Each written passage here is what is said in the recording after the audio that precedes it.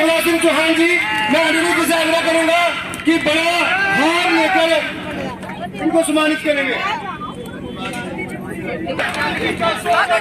जगदीश साहब जिंदाबाद, जिंदाबाद, जिंदाबाद, चौहान साहब जिंदाबाद, जिंदाबाद, जिंदाबाद, जगदीश साहब जिंदाबाद। मामा जी को जय श्री राम, जय श्री राम, जय श्री राम। सबके थोड़ा थल्ले थल्ले करो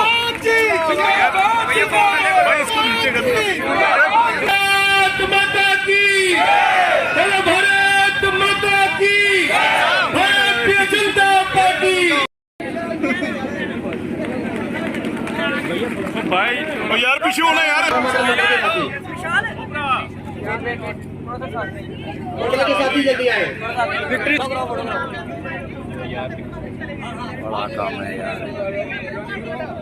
लिखो मंडल के हमारे कुछ साथियों, कृपया शिवराज सिंह जी का स्वागत करें।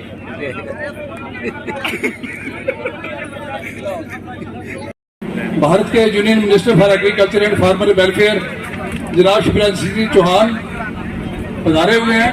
सभी तालियां से उनका स्वागत करें। के नेता और हमारे union minister doctor Jitendra Singh ji वो भी स्टेज पर विराजमान है, उनका भी तालियों से स्वागत करें।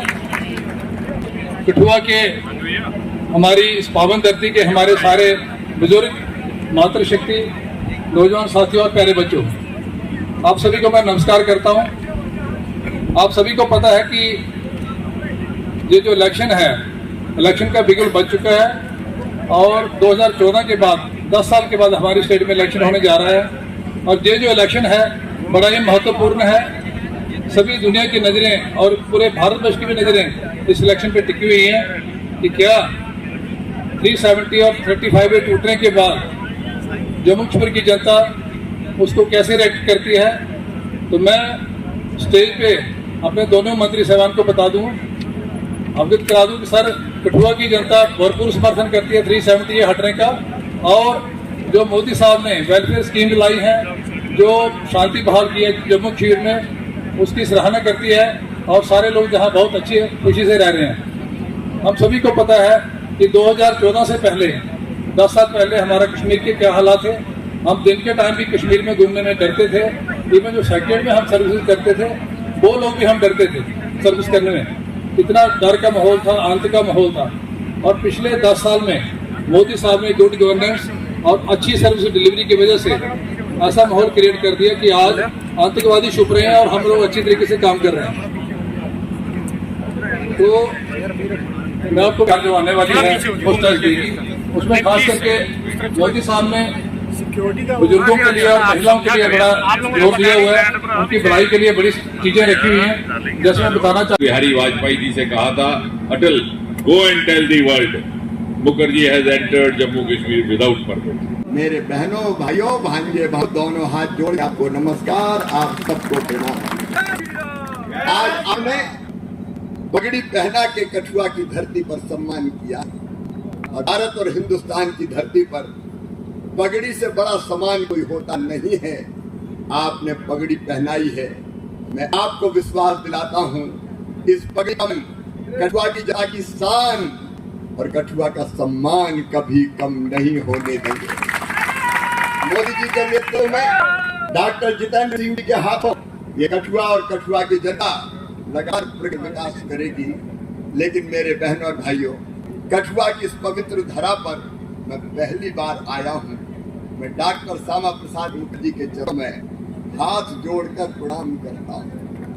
इसी कठुआ की धरती, जैसा डॉक्टर साहब बता रहे, बांस के पुल से उनको गिरफ्तार किया गया था क्योंकि उनका कहना यह था कि जम्मू की धरती, कश्मीर की धरती, कठुआ की धरती ये भारत की धरती है और यहाँ जाने के लिए मैं परमिट नहीं लूंगा। उन्होंने सर्वोच्च बलिदान दिया। उनके चरणों में बारंबार मैं प्रणाम करता हूँ। और बहनों और भाइयों, आपने यहाँ बैठे कार्यकर्ताओं ने, इन कार्यकर्ताओं की पहली पीढ़ी कितना संघर्ष किया है, लाठियां खाई, जेल गए, आंदोलन किए, कब किया। ऐसे कार्यकर्ताओं को दोनों हाथ जोड़ के शीश झुका के बारंबार प्रणाम करता हूँ, बारंबार प्रणाम करता हूँ। जम्मू और कश्मीर, मैं एक बात कह रहा हूँ, मेरे मन में कई बार बहुत तकलीफ होती है जब यहाँ की धरती पर आता हूँ, जम्मू हो, श्रीनगर हो, तो मन कई बार दर्द और पीड़ा से भर जाता है, क्योंकि पूरा जम्मू और कश्मीर भारत का अभिन्न अंग है। अटल बिहारी वाजपेयी जी क्या कहते थे, ये देश हमारे लिए जमीन का टुकड़ा नहीं है, जीता जागता राष्ट्र पुरुष है, गौरी शंकर इसकी शिखा है, जम्मू और कश्मीर इसका मस्तिष्क है, पंजाब और बंगाल इसकी दो बाहें हैं, दिल्ली दिल है, विंध्याचल तटी है, नर्मदा गर्दनी है, पूर्वी घाट और पश्चिमी घाट इसकी दो विशाल जंगाएं हैं, कन्याकुमारी इसके पंजे हैं, ये ऋषियों की भूमि है, ये महर्षियों की भूमि है। हम जिएंगे तो इसके लिए, और अगर कभी मरना पड़ा तो मरेंगे भी इसके लिए, और मरने के बाद अगर हमारी अस्थियां भी गंगा जी में प्रवाहित की गई तो सबसे पहले तो मैं अपनी ओर से और आप सब की ओर से हृदय की गहराइयों से धन्यवाद करना चाहता हूं। आज भी वो जो सुबह हमारे बीच में पधारे हैं तो सीधा झारखंड रांची से फ्लाइट लेकर यहाँ पहुंचे हैं। आप समझ सकते हैं कितना कठिन था इनके लिए समय निकालना, लेकिन हमने जब उनके आगे निवेदन रखा कि आपके सारे भांजे और आपकी सारी बहनें आपको याद कर रही हैं, तो मामा जी को एक बार तो आना ही पड़ेगा चुनाव के समय। और मुझे विश्वास है कि आपके यहाँ आने से हमारे अंदर एक नई ऊर्जा का संचालन होगा, एक नई उमंग का संचालन होगा। उनके साथ ही हमारे कैंडिडेट डॉक्टर भारत भूषण जी, हमारे प्रदेश अध्यक्ष गोपू महाजन जी, पंजाब के हमारे पूर्व मेयर रहे अमृतसर के, और जी के आगे ये बात रखूंगा कि माननीय जी जहां हम बैठे हैं इस स्थान से मात्र कुछ ही किलोमीटर दूर वो ऐतिहासिक स्थान है रो पुल, जहां से आज लगभग 70 बरस पहले श्यामा प्रसाद मुखर्जी को पंजाब की ओर से जम्मू कश्मीर में प्रवेश करते हुए धोखे से हिरासत में ले लिया गया था।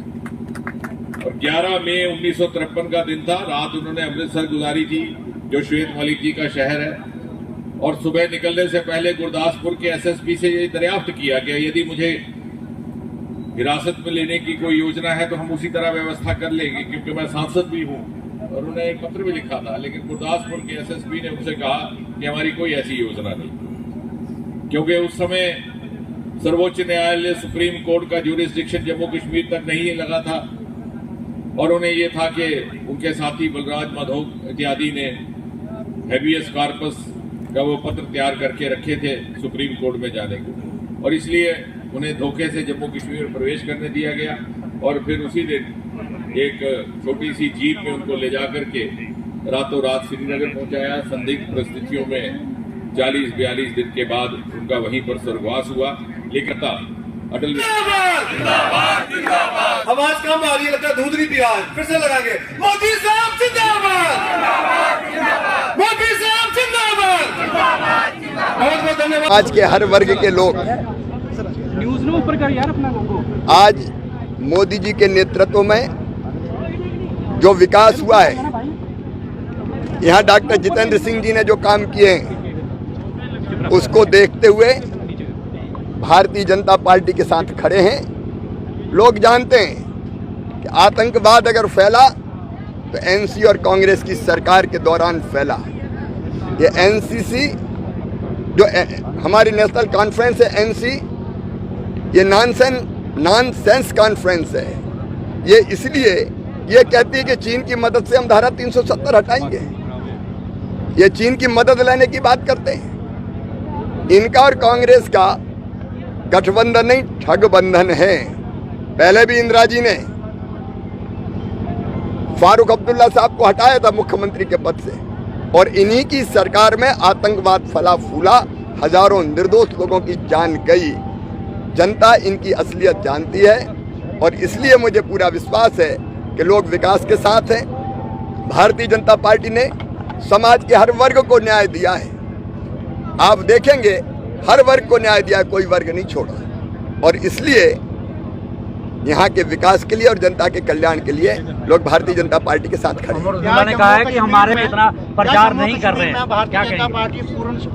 अब ये वो जाने, अब दोस्ती भी करते हैं तो कैसी करते हैं कि उनके दोस्ती इल्जाम लगा रहे हैं कि वो वैसा काम नहीं कर रहे। तो ऐसा गठबंधन जिसमें आज से ही अविश्वास हो, कल क्या काम करेगा मित्रों। कंगना रनौत ने कहा है कि पर पूर्ण बहुमत से सरकार बना पाएगी। भारतीय जनता पार्टी पूरे बहुमत के साथ सरकार बनाएगी। न केवल जम्मू क्षेत्र में हम भारी सफलता प्राप्त करेंगे, बल्कि कश्मीर घाटी में भी हमको अप्रत्याशित सफलता मिलेगी। कोई ताकत 370 को हटा नहीं सकती। राहुल गांधी जी हो, उनकी तीनों पीढ़ियां हो, कोई भी प्रयास कर ले, धारा 370 हट गई।